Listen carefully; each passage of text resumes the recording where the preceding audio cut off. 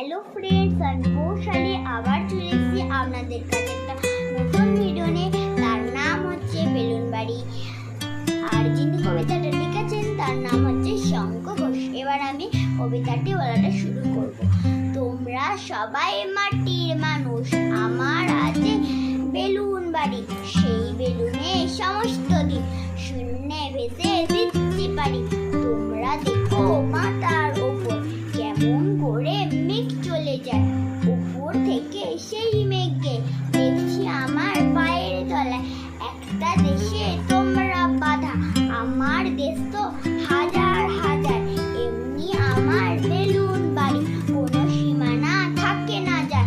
তোমরা কি চাও আমার মতন থাকার সঙ্গে চলার সাথে? নিজের বাড়ির ওপর মস্ত একটা বেলুন বাঁধো।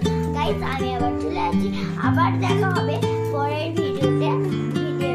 তো আপনারা একটা লাইক, সাবস্ক্রাইব আর পাশের বেল আইকনটি পুশ করে দেবেন, যাতে আমার